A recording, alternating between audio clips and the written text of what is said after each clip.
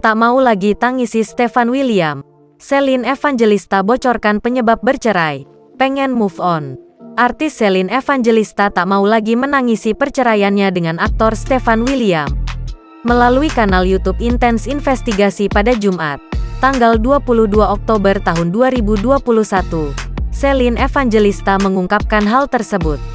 Celine Evangelista juga membeberkan penyebab perceraiannya dengan Stefan William. Celine Evangelista mengaku kurangnya komunikasi menjadi penyebab keretakan rumah tangganya bersama Stefan William. Selain itu, Celine Evangelista tak mau mengumbar alasan lain bercerai dengan Stefan William. Terpenting, Celine Evangelista berusaha ikhlas dengan kenyataan yang terjadi.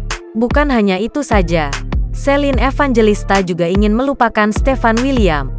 Bahkan, Celine Evangelista tak mau lagi menangisi perceraiannya dengan Stefan William. Alasannya, Celine Evangelista ogah orang-orang ikut larut dalam kesedihannya.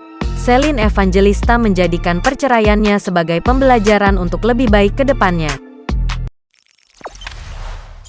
Jangan lupa subscribe, share, komen, dan like ya!